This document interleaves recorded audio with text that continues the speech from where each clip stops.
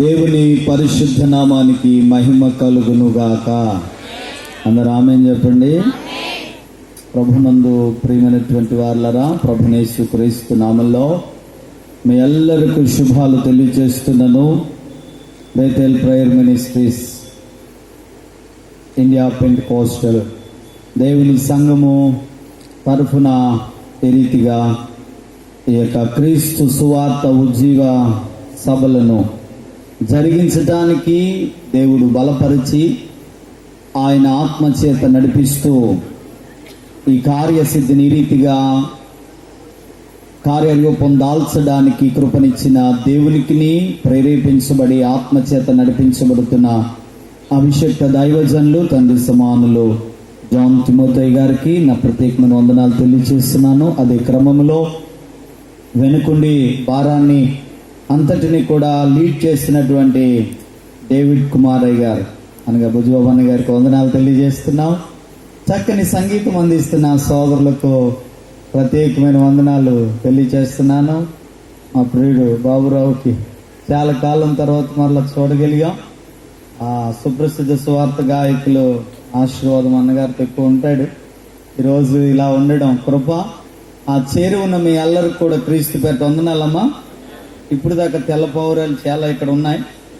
ఇప్పుడు మరి గింజల కోసం ఎగిరిపోయినాయో ఎక్కడికి వెళ్ళిపోయినాయో తెలియదు, కానీ ఒక్క పావురం తల మీద ముసుగు లేదు. ఒక్క పావురం తల మీద ముసుగు లేదు. పౌరాల కోసం చెప్పగానే మిగిలిన పక్షులన్నీ సర్దుకున్నాయి. చాలా సంతోషం, కృప. ఎందుకంటే నాకు కూడా 2 కూతుళ్ళు. కృపలో ముసుగు లేకుండా, ఎందుకంటే లొసుగు లేకుండా చెప్పాలంటే ముసుగు ఉండాలి.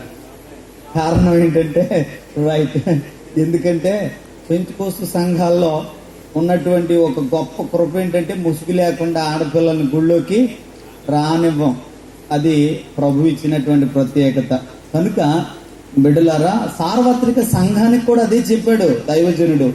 ఏమన్నాడంటే, ఆయన వచ్చి వివాహం చేసుకుని తీసుకుని వెళ్లే వరకు పెండ్లి కుమార్తె ఏం వేసిబడి ఉండాలి? ఆనాటి బాహుబలి ఎవరంటే పెళ్లి కొడుకే. పెళ్లి కూతురు యొక్క ముసుగు తీయాలంటే తమ్ముడు ఎన్నో పెళ్లిళ్ళు చేయించుంటావు, వాయించుంటావు, నువ్వు కూడా అయిపోయి ఉంటది కృప. దేని బిడ్డలారా, దైవ సన్నిధానంలో మనం ఎవరం తీర్థానికి పెళ్లి చేసి అయ్యగారు కూడా చాలా పెళ్లిళ్ళు చేసి ఉంటారు. నేను కూడా ఒక 70-80 పెళ్లిళ్ళు చేశాను మ్యారేజ్ రిజిస్టర్గా. కానీ ఎవరు ముసుగు తెలియదు, మా పాశ్రమ ముసుగు తప్ప. అలా చూస్తారేంటి బిడ్డలరా? కనుక ఆడపిల్లలకి, మరి ముఖ్యంగా తెల్ల పౌరాలకి ఏముండాలి? స్కార్ఫ్లు ఉండాలి. ఇలాగే చెప్పానని మా సంఘంలో ఒక ఆవిడ కోపం వచ్చి ఒక 6,000 రూపాయలు పట్టుకెళ్ళి మొత్తం మీద అందరికి తెల్ల ముసుగులు కొనుక్కొచ్చి ఇచ్చేసింది. చక్కగా స్తోత్రం చెప్పరా. మిమ్మల్ని ఎవరన్నా కొనమంటానని ఏం భయపడద్దు. దేవుని కృప నేను కూడా ఎవరికి కొనివ్వను, కానీ ప్రభు కృపలో మీకు అవకాశం ఉన్నప్పుడు దొరికినప్పుడు వాటిని సంపాదించుకుందరు గాక. నిద్రపోయే వాళ్ళందరూ ఇప్పుడు 2 చేతులు పైకెత్తి మనసారా దేవునికి యథార్థంగా స్తోత్రం చెప్పండి. హల్లెలూయా. వీడియో తీస్తున్నారా? ఎంత ప్రయాసపడింది మీరు నిద్ర అవుతుందా? నా మాట అర్థం కాలేదంటారా? లేకపోతే బాక్సులు సౌండ్ సిస్టమ్ ఆపరేటర్ గారు ఎక్కడున్నాడు? రైట్ తమ్ముడు, వాళ్ళకి ఏమైనా వినబడలేదంటవా? అర్థం కాలేదంటవా? మరలా చెప్తా. ఈ రాత్రికాల సమయంలో 3 సంగతులు మీ మధ్యన ఉంచి నేను నా ఉపదేశాన్ని ముగిస్తాను. ఈ వేదిక మీద అతిగనులైన సేవకులు నిలవబడి ఉపదేశం అందించారని విన్నప్పుడు నేను చాలా సంతోషించాను. ఈ రాత్రి నిజానికి ఇక్కడికి రావడానికి అంత ఓపిక ఉన్నవాడిని అయితే కాదు, కానీ ప్రభువు ఆత్మచేత నడిపించారు. సోదరులు ఫోన్ చేయగానే దేవుని ప్రేరణతో వారు అడిగారు కదా అని పరిచర్యకు ఓకే అని చెప్పి సమయాన్ని ఇవ్వడాన్ని నేను ఇష్టపడ్డాను. దేవునికి దాసులు తిమోతయ్య గారిని కానీ డేవిడ్ అయ్య గారిని కానీ మునుపెన్నడూ చూసిన వాడిని కాదు, వారితో ఫోన్లో కూడా మాట్లాడిన వాడిని కాదు. 1-2 సార్లు బుజ్జిబాబయ్య గారే మాట్లాడి ఉంటారు. డేవిడ్ అయ్య గారితో మాట్లాడాను. తిమోతయ్య గారితో అస్సలు నేను మాట్లాడలేదు. అయినప్పటికీ ఇక్కడున్న ప్రజలు, ఇక్కడున్న సహవాసం, ఇక్కడున్న పరిస్థితులు నాకేం తెలియదు. ప్రేమానంద పాల్ గారు ఒక మాట అడిగారు, వెంటనే అవకాశాన్ని ఇచ్చాం. అయితే బిడ్డలారు, ఈ రాత్రి ఒకటి మాత్రం గుర్తు పెట్టుకోండి. దేవుడు సూటిగా స్పష్టంగా లేఖనంలోని మాట్లాడుతున్నప్పుడు అది ఒకవేళ నీ హృదయాన్ని తాకినప్పుడు సరి చేసుకుని సరిదిద్దుకుని సంఘంలో చేర్చబడి పరిశుద్ధుల సహవాసంలో జీవించడానికి ఇష్టపడగలిగిన వారందరూ స్తోత్రం చెప్పండి. రెండు చేతుల పైకి చెప్పండి, కొంచెం గట్టిగా చెప్పండి, హల్లెలూయా. ఇది మనకు దేవుడిచ్చిన వరం, పరలోకం వెళ్ళిన తర్వాత కూడా చెప్పవలసినటువంటి ఫలం. కాబట్టి ఇక్కడే మనం దాన్ని ప్రాక్టీస్ చెయ్యాలి. కనుక బిడ్డలారా, మన ధ్యానం నిమిత్తమై ఆమోసు గ్రంథం, ఒక్క మాట, ఆమోసు గ్రంథం 8వ అధ్యాయం 7వ వచనాన్ని చదువుకుంటాం. మీ దగ్గర బైబిల్ ఉన్నట్లయితే ఆమోసు గ్రంథం 8వ అధ్యాయం 7వ వచనాన్ని మన ధ్యానం నిమిత్తమై చదువుకుందాం. ఎవరైనా ఒకరు చదివి సహాయం చేయాలని మనవి చేస్తూ ఉన్నా. ఎవరైనా ఉన్నారా? యాకోబు యొక్క అతిశయాస్పదము తోడని యెహోవా ప్రమాణము చేయునదేమనగా. వినాలి వినాలి మాట ఈ రాత్రి జాగ్రత్తగా వినండి. సాధ్యమైతే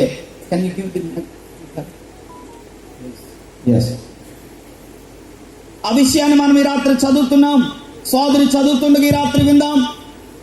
యాకోబు అతిశయాస్పదము తోడని యెహోవా ప్రమాణము చేయనిదేమనగా వారి క్రియలను నేనెన్నడూను మరువను. తలల వంచండి, వచ్చిన మాట ప్రార్థన.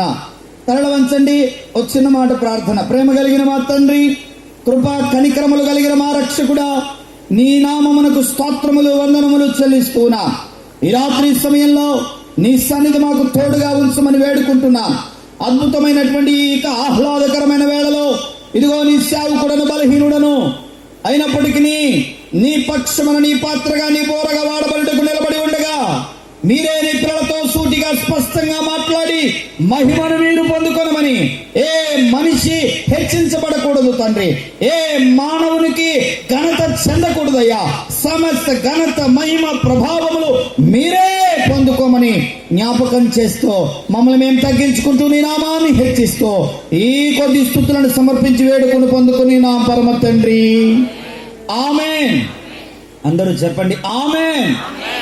బిడ్డలారా, ప్రార్థన చేసి ఆమేన్ అనే లోపు చాలా కుర్చీలు ఖాళీ అయిపోయినాయి. ఎక్కడికి ఎగిరిపోయాయో ఈ పక్షులన్నీ నాకు తెలియదు. దేని బిడ్డలారా, ఏదేమైనప్పటికీ చాలా శ్రేష్టమైన సౌండ్ సిస్టమ్ అనుకుంది.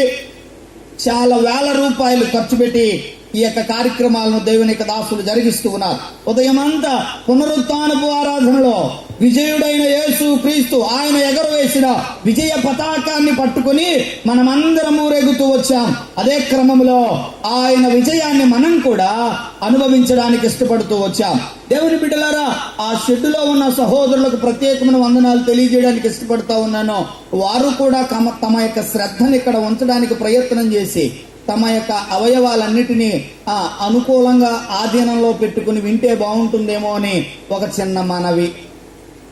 స్తోత్రం కలుగును గాక. గట్టిగా చెప్పాలి, గట్టిగా చెప్పాలి. బిడ్డలారా, దైవ సన్నిధానంలో ఎందుకంటే కొంచెం 4 అద్దాలు ఎట్టుకున్నానంటే కళ్ళు ఇంకో 2 కళ్ళు ఇట్టాను కాబట్టి దూరాన్ని ఉన్న వాళ్ళు కూడా కనబడతారు. అయినా పర్వాలేదు, తమ్ముడ ఎక్కువ తీసే. ఎందుకంటే బాగా నా స్వరమే డబ్బాలో రాళ్ళు వేసినట్టు ఉంటుంది, మళ్ళీ ఎక్కువ పెడితే ఇంకో రకంగా ఉంటుంది. రైట్. స్తోత్రం, స్తోత్రం చెప్పండి, గట్టిగా చెప్పండి. నేను ఒక్కడున్నా మీ అందరినీ గదివేసేటంత స్వరం దేవుడు నాకు ఇచ్చాడు. మీరు గట్టిగా చెప్పాలి కదా, గట్టిగా స్తోత్రం చెప్పండి. మీరందరూ బాగానే చెప్పారు, కానీ ఈ తెల్ల పౌరాలు నా మీద పగబట్టేశారు. వచ్చిన వెంటనే మా మీద డైలాగ్ వేసాడు వీడని వెళ్ళిపోవయ్యా అంటున్నారు. నన్ను అన్నారా? అలాగ చూస్తుందా పిల్ల లేదా? అయితే పర్వాలేదు, జాగ్రత్తగా వినండి. దేవుని సన్నిధానంలో ఇక్కడ వ్రాయబడిన మాట ఈ పూట ప్రతి ఒక్కరి జీవితానికి అవసరమైన మాట.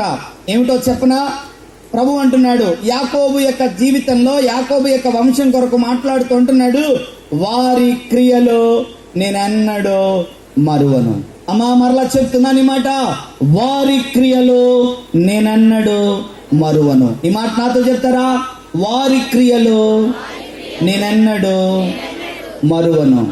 ఎవరంటున్నారో తెలిసి మాట, తన పిల్లలు ఆయన సన్నిధిలో ఆయన కొరకు చేసిన ఏ కార్యాన్నైనా సరే ఆయన మరచిపోయే దేవుడు కాదు అంటూ ఉన్నాడు. ఈ రాత్రి మాటలు వింటున్న నా ప్రియ సహోదరి సహోదరులరా, దూరాన సమీపాన ఉన్నవారులరా, ఒక్కసారి ఈ మాటలను వినడానికి మీ మనస్సుని ప్రక్కనకు తిప్పాలని మనవి చేస్తూ ఉన్నాను.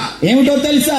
దేవుని కొరకు నేనెంత ప్రయాసపడ్డాను, దేవుని కొరకు నేనెంత ప్రార్థన చేశాను, మందిరం కట్టడంలో నేనెంత ప్రయాసపడ్డాను, ఈ సభల సిద్ధపాటులో నా పాత్ర ఎంత ఉంది.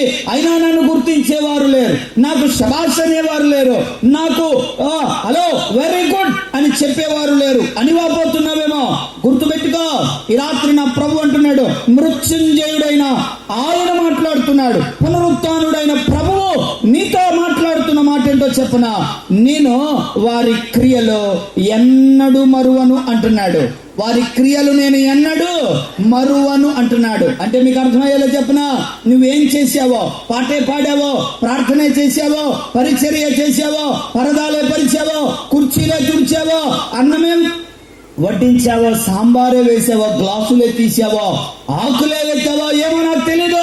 నువ్వు ఏ పరిచర్య చేసావో, దేవుని కొరకు ఏ కార్యం చేసావో, దేవుని కొరకు ఈ రాత్రి ఇంపటి వరకు ఏం ప్రయాసపడ్డావో, తమ్ముడు చెల్లి, ఒకవేళ నువ్వు ఇలాగ అనుకుంటున్నావు, సేవకుడు గుర్తించలేదేమోనని, సేవకురాలు నన్ను అభినందించలేదని, దేవుని సంగమా ఒక మాట చెప్తాను, సర్వమును ఎరిగి మరణపు ముళ్ళు విరిచి మృత్యుంజయుడైన దేవుడు అంటున్నాడు, నేను వారి క్రియలు ఎన్నడూ మర్చిపోను. అమ్మా నీకు గుర్తుందా, దేవుని కొరకు నువ్వు మోకరించి అనేక ఆత్మల రక్షణ, సంఘ స్థాపన జరగాలని దైవజనుడు దరిదాపు 30-40 సంవత్సరాల క్రితమే ఈ ప్రాంతంలోనికి వచ్చి పరిచర్యను జరిగిస్తున్నప్పుడు ఆయన పాదాలలో, ఆయన అడుగులలో అడుగు వేసి ప్రయాసపడిన ఆ పరిచర్య జ్ఞాపకాలు ఉన్నాయి కదా.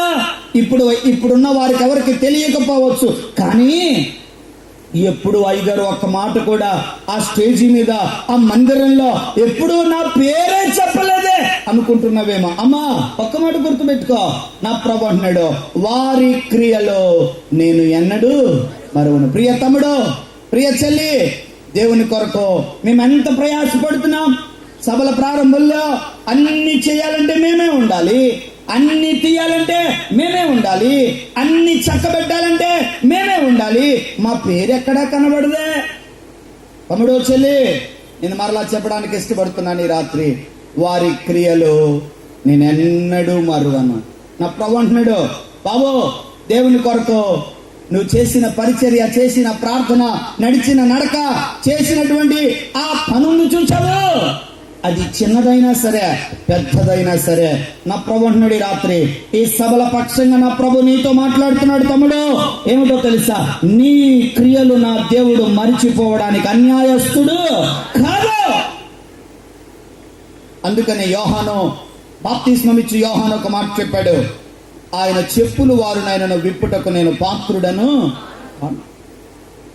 దైవజనుని కూడా వెళ్ళావా, ఆయన బైబిల్ మోసావా, ఆయన పాద పరిచర్య చేసావా, ఆయనను సైకిల్ ఎక్కించుకుని తొక్కుకుంటూ వెళ్ళావా? బిడ్డలారా, దైవ సన్నిధానంలో ఇప్పుడంటే సేవా పరిచర్యలకు, ఏమండి సువార్త సభలకు ఇలాంటి చక్కని పెద్ద పెద్ద లైట్లు, పెద్ద పెద్ద మైస్టిక్లు, ఏమండి ఈ పెద్ద పెద్ద బాక్సులు, ఈ చక్కని విస్తారమైన ఆర్కెస్ట్రా ఇవన్నీ ఉన్నాయి. కానీ ఒక 40-50 ఏళ్ల క్రితం ఏమీ లేవు. ఓ 2 గొట్టాలు, ఓ యాంప్లిఫైర్, ఓ డ్రమ్ము, 2 కాయలు, 2 తాళాలు, అదే ఆర్కెస్ట్రా. దేవుణ్ణి స్తుతించుడి అనగానే వీళ్ళు స్విచ్ ఆన్ చేసి అన్ని పట్టుకుని లోపు డ్రమ్ము కొట్టేస్తాడు, కాయలు కొట్టేస్తాడు, తాళాలు కొట్టేస్తాడు. తమ్ముళ్ళారా, మిమ్మల్ని ఏమంటున్నాను అనుకోవద్దు, పూర్వకాలం స్థితి చెప్తున్నాను, మీరు కొట్టరని కాదు.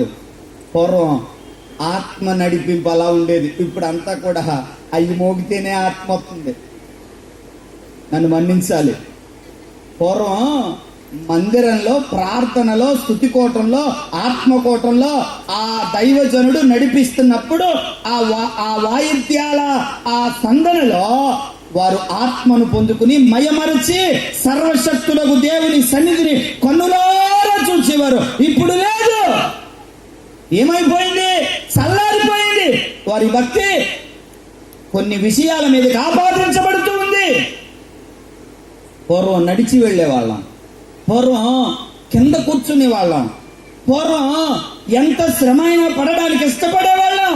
కానీ ఇప్పుడు చెప్పండి పూర్వం ఏమండి క్రైస్తవ పెంతుకోస్తు సభలకు వెళ్ళాలంటే విజయవాడ వెళ్ళేటప్పుడు పెద్ద పెద్ద తాటాకు పందిళ్ళేసి కింద ఒట్టిగడ్డేసి దాని మీద కూర్చోమనేవారు. కూర్చుంటే చెప్పాలి, అనుభవాలు తెలిసిన వాళ్ళు నవ్వుకున్నారు కానీ ఏం మాట్లాడతలేదు. ఆ నువ్వు గంటుకుపోయి చెప్పాలి, త్వరదొచ్చేసింది, అయినా కూడా అక్కడే కూర్చోవాలి. ఇంకో విచిత్రం చెప్పనా, భోజనాలు కూడా ఆ గడ్డిలోనే పెట్టేవారు. అమ్మా ఆ భోజనాలు పెట్టడానికి పెట్టేటువంటి ప్లేట్ ఎంత మంచిదో తెలుసా? ఇప్పుడున్న ఈ పావురాలు ఒక్క పావురానికి తెలియదు ఆ ప్లేట్.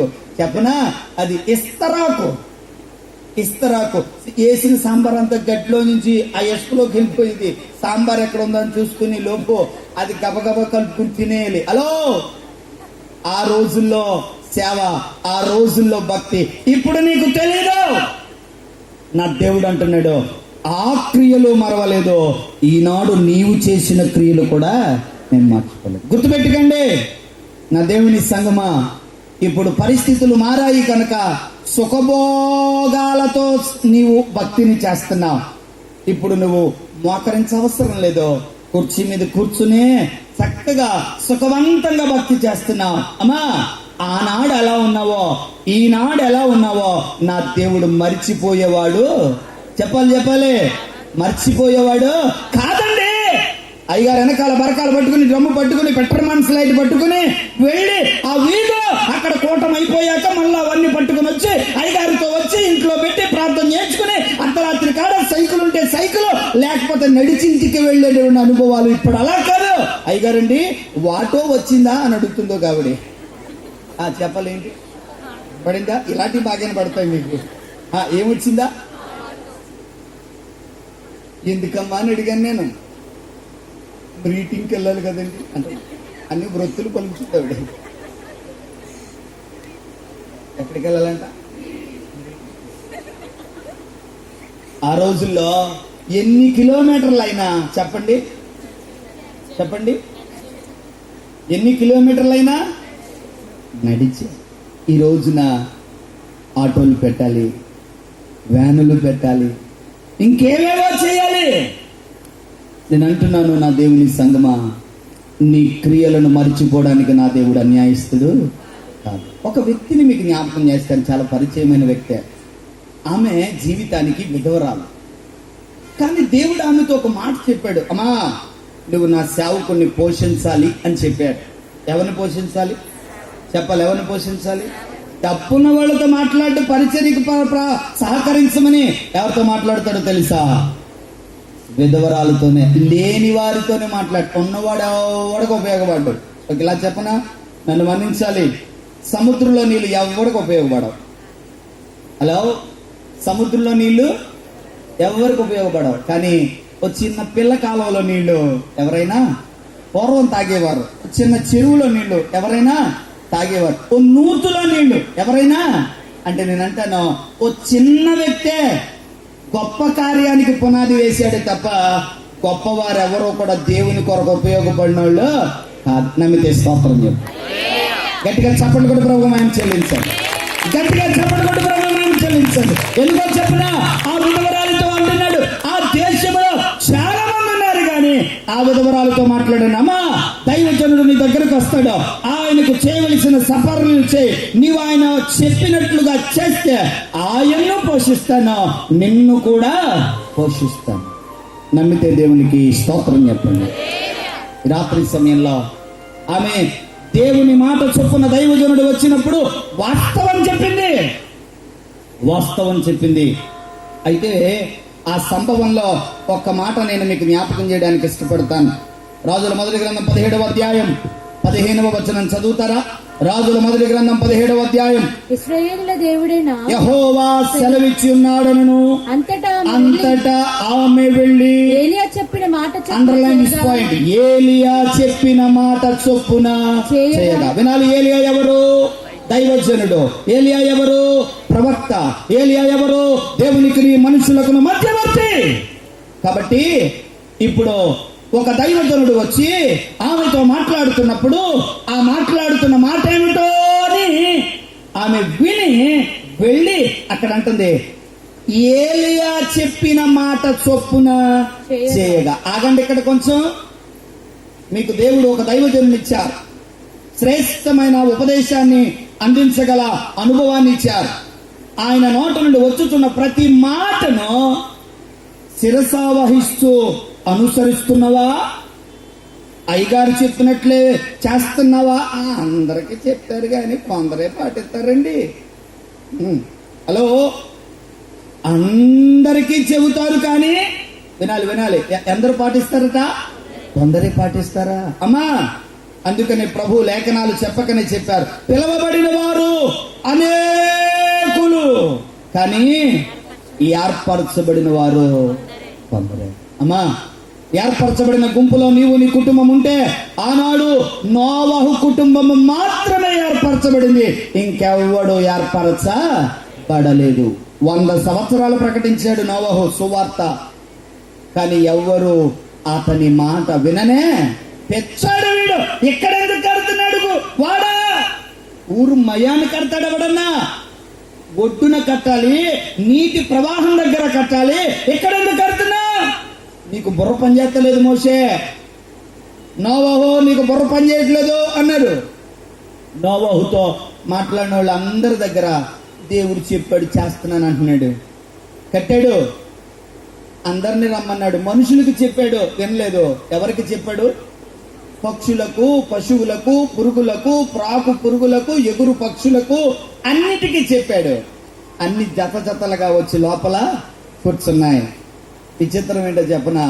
అన్ని ఎరిగిన మనిషి మాత్రం దేవుని సన్నిధికి రాలేదు. ప్రభు వదిలిపెట్టేశాడు. వర్షం ప్రారంభమైంది, వాడు తేలుతా ఉంది. ఇప్పుడు గుర్తొచ్చింది, ఇదిగో నోవా గారు, అయ్యా తలుపు తీయండి బాబు, తలుపు తీయండి బాబు. నువ్వు చెప్పిన మాట మాకు అర్థం కాలేదయ్యా, ఇప్పుడు అర్థమైంది బాబు, లోపలికి వస్తాను ఆయన. అప్పుడు నోవా అన్నాడు, తలుపు తీసించటం నా పని, తలుపు మూయడం నా దేవుని పని. గట్టిగా చప్పట్లు కొట్టండి. తలుపు ఎవరు మూసేశారు? దేవుడు. ఇప్పుడు తెరవడానికి నోవాహుకేం లేదు, అవకాశం లేదు. దేవుడు మూసేస్తే భూమి మీద ఉన్న మనిషి అన్నవాడు ఎవడో కూడా దానిని తెరవలేడు. గుర్తుపెట్టుకోండి, దావీదు యొక్క భార్య కిటికీలోంచి చూసి హృదయంలో నవ్వుకుంది, పైకి కాదు. ఎక్కడ కొంతమంది ఫీలింగ్స్ పైకి చెప్పరు, లోపల చెప్పేసుకుంటారు. కానీ లోపల చెప్పుకున్నది వినగలిగిన వాడెవరో తెలుసా?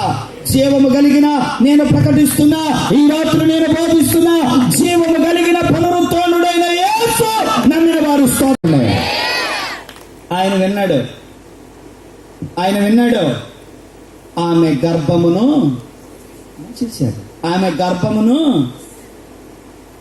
మోషే వాళ్ళ అక్క, మోషేనా ప్రవక్త, మేం కాదా? మాతో కూడా ఆయన మాట్లాడలేదా? మేము నువ్వు ప్రవచించలేదా? కనీసం పెళ్లి కబురు కూడా చెప్పకుండా పెళ్లి ఎవరు చేసుకోమన్నాడు ఇన్ని అన్నది వాళ్ళ అక్క. మోషే గారి దగ్గర అనలేదు. అహరోను వాళ్ళు మాట్లాడుకుంటున్నారు. ఎవరు విన్నారు? చెప్పాలి, చెప్పండి గట్టిగా. దేవుడు విన్నాడు. అయితే ఒక మాట చెప్పని, రాత్రి నువ్వు చేసిన క్రియను మర్చిపోవడానికి దేవుడు అన్యాయస్తుడు. అహరోను మిరియాములను ప్రత్యక్షపు గుడారం దగ్గరికి ఎమర్జెన్సీ మీటింగ్ లో రమ్మన్నాడు. నా సేవకుని వ్యతిరేకంగా మాట్లాడడానికి మీరు ఎందుకు భయపడలేదు? అమ్మా, ఆ విధవరాలు దీవించబడ్డానికి, దేవుడు ఆమెను జ్ఞాపకం చేసుకోవడానికి కారణం ఏంటో చెప్పనా? ఆయన ఎందుకు చెప్పాడో, ఎలా చెప్పాడో, ఏ అధికారంతో చెప్పాడో ఆమె ఆలోచించలేదు. కానీ దేవుని మాట దైవజనుడి నోట దేవుడే పలికించాడు అని నమ్మింది, వెళ్ళింది. ఆ ఏలియా చెప్పిన మాట చొప్పున చేసింది. గట్టిగా చప్పట్లు కొడతాం ప్రభుత్వం. రాత్రి నీ దైవజనుడి నోట నుండి వచ్చుతున్న మాట, రే బాబు తప్పు, ఏ పాప తప్పు, అమ్మా బాబు అయ్యా ఈ మార్గం తప్పు, ఆ మార్గంలో వెళ్ళకండి అని దైవజనుడు ప్రకటిస్తున్నప్పుడు అది నీకు బాధగా అనిపించవచ్చు. ఒకవేళ అది నీ హృదయంలో గుచ్చుకోవచ్చు. నా కొరకే చెప్పాడు అనుకోవచ్చు. సరి చేసుకుంటే, సరిదిద్దుకుంటే, సంఘంలో చేర్చబడితే, సహవాసంలో చేర్చబడితే ఖచ్చితంగా ఆయన రాకడలో ఎత్తబడే గుంపులో పరలోకానికి వెళ్ళే మార్గంలో ఉంటావు. స్తోత్రం కలుగునుగాక. ఈ రాత్రికి ఇది నీకు అర్థం కావాలి. అందుకని అంటున్నాడు, వారి క్రియలు నేనెన్నడు చెప్పాలి. వారి క్రియలు నేనెన్నడు గుర్తుపెట్టుకోండి. ఆవిడ చేసిన పెద్ద పనేం కాదు. హలో, ఆవిడ చేసిన పని పెద్ద పనేం కాదు. దైవజనుడు చెప్పాడు, కొంచెం నీళ్లు తెమ్మన్నాడు. ఏం తెమ్మన్నాడు చెప్పండారా? ఏం తెమ్మన్నాడు? నీళ్లు పోయమంటే పెద్ద నామోషిపుడు. నీళ్ల పరిచర్య చేయమంటే చేయరు చాలా మంది. కానీ వాక్యం ఏముందో తెలుసా? నీళ్లు పోయువానికి జ్ఞాపకం లేదా మాట? నీళ్లు పోయబడును.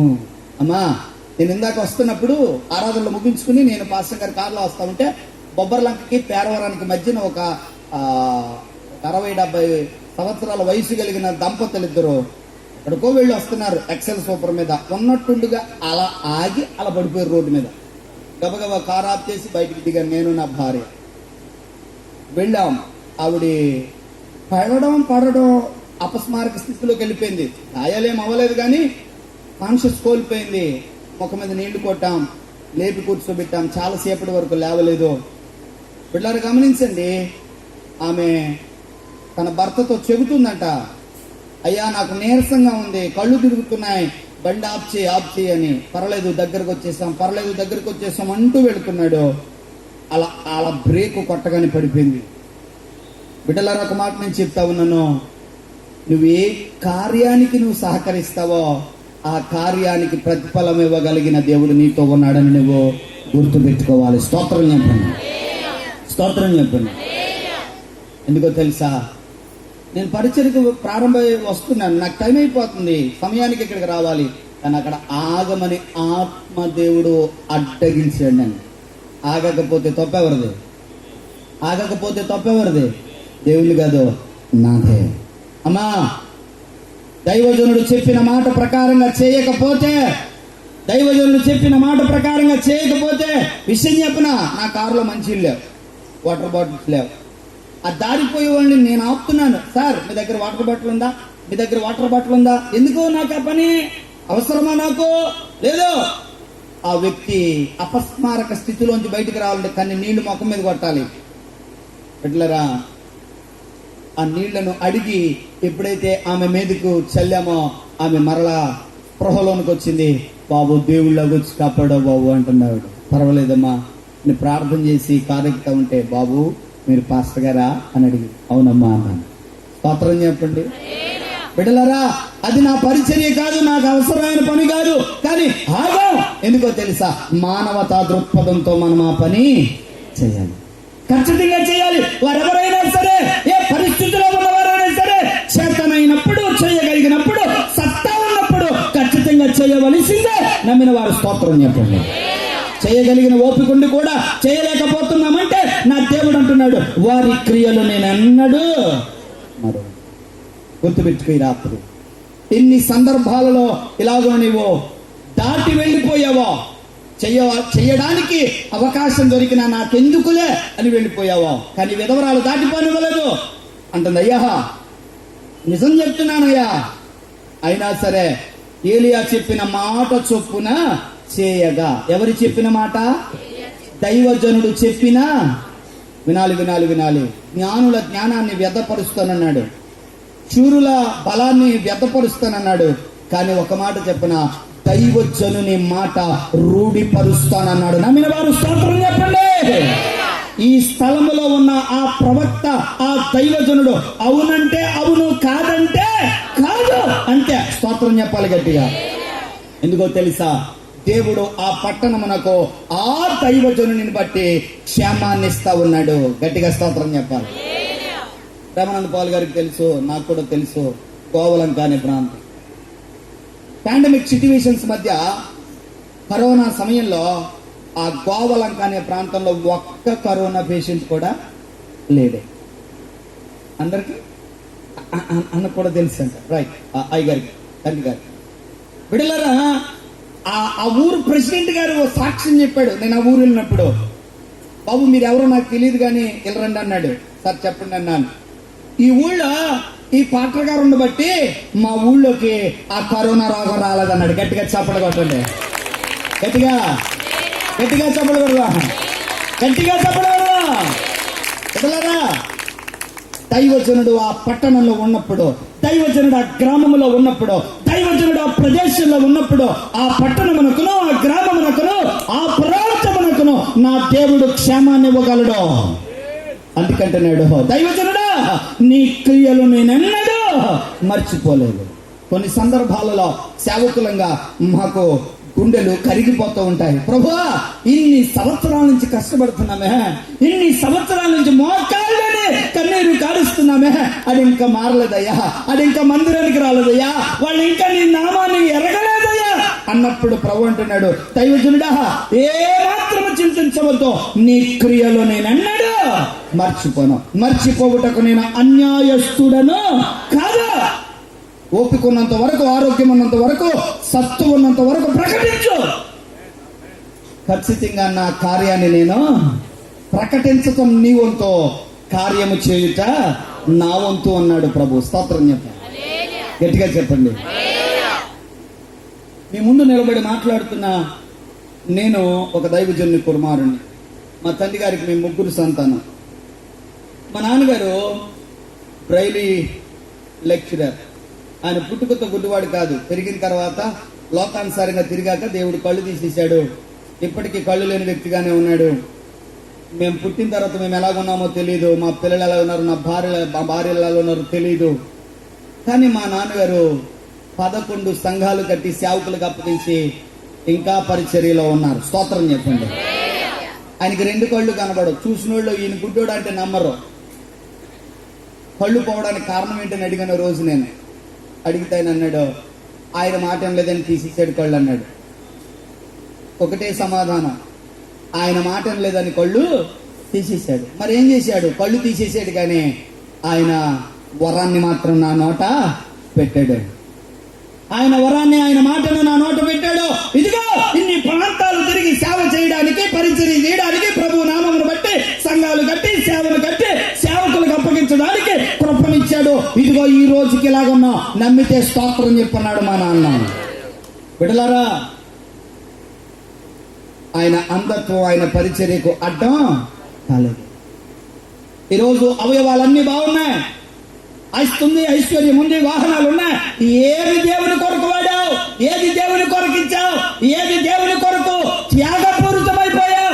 ఏమో నాకు తెలియదు, కానీ ఒక్క విధవరాలు ఒక గ్లాసుడు చన్నీళ్ళు, ఒక రొట్టె, చెప్పండి, ఒక గ్లాసుడు చన్నీళ్ళు, ఒక రొట్టె, ఆమె దేవుని కళ్ళు ఇచ్చిందల్లా విస్తారమైన అర్పణ కాదమ్మా.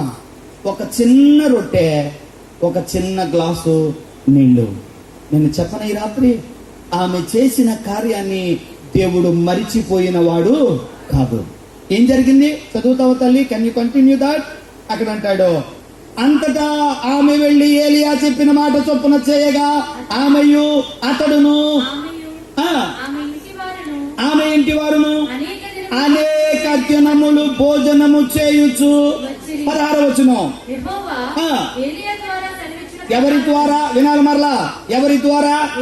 గుర్తుపెట్టుకోండి. హలో, ఒకవేళ ఈ ప్రాంతంలో దైవజనుని కొరకైన చులకన స్వభావం, చులకనటువంటి జీవితం, చులకనగా మాట్లాడే ఆలోచన ఉన్న వారులారా వినండి. ఏలియా చెప్పాడు కనుకే జరిగింది. ఏలియా చెప్పాడు కనుకనే అద్భుతం జరుగుతుంది. ఏలియా ఉన్నారు కనుకనే అక్కడ దేవుని కార్యము జరుగుతుంది. స్తోత్రం కలుగునుగాక. అందుకంటున్నాడు, ఏలియా సెలవిచ్చిన ప్రకారము. అండర్లైన్ చేసుకోండి. తొట్టులో ఉన్న పిండి తక్కువ కాలేదు, పుట్టిలో ఉన్న నూనె అయిపోలేదు. స్తోత్రం చెప్పండి, స్తోత్రం చెప్పండి, స్తోత్రం చెప్పండి. జీవనదిని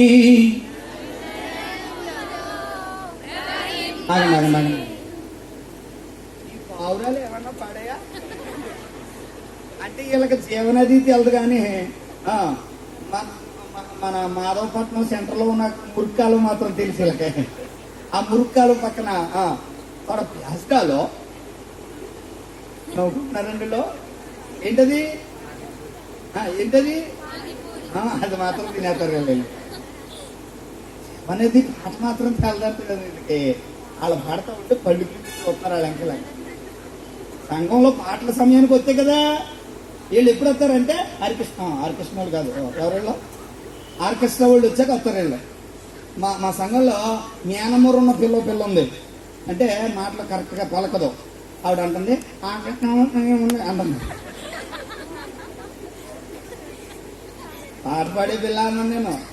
ఇందాక నీకు తెగ మాట్లాడేస్తున్నాను నేను. ఒక్క చుక్క నీళ్ళు తాగలేదు నేను. 2 లీటర్ల బాటిల్ తాగేసాడు మా కూడా అప్పుడు అక్కడ. స్తోత్రం కలుగునుగాక, స్తోత్రం కలుగునుగాక, స్తోత్రం కలుగునుగాక. ఆవిడ అంటుంది ఎప్పుడు పాడుతుందంట చెప్పండి. వాళ్ళు వచ్చేదాకా పాడట. మనకు అవి ఉన్నా లేకపోయినా పర్వాలేదు, పాడండి. జీవనదిని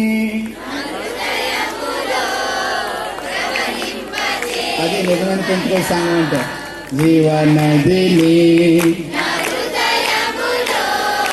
ప్రవహింప చాలు. ఆ పల్లవ కోసమే పాడించాను. ఏ నది చెప్పాలి, ఏ నది? ఆయన అన్నాడు, నా యందు విశ్వాసం ఉంచు వాని కడుపులో నుండి జీవజల నదులు పారును అన్నాడు. స్తోత్రం చెప్పాలి, గట్టిగా చెప్పాలి, ఇంకొంచెం గట్టిగా చెప్పాలి. మీరు అందరూ చెప్తున్నారు కానీ, సీనియర్ సిటిజన్స్ అందరూ చెప్తున్నారు కానీ, 18.5 పొందుకున్న వాళ్ళు అందరూ చెప్తున్నారు కానీ, అమ్మఒడి పొందుకున్న వాళ్ళు చెప్తారు కదా. ఎంత అన్యాయం! దీని మీద నేను కేసేద్దాం అనుకుంటున్నాను. అమ్మఒడి తీసేయ్, నాన్నఒడి ఎట్టు అని అడుగుదాం అనుకుంటున్నాను. అడగమంటారా? మరి మాట్లాడరా?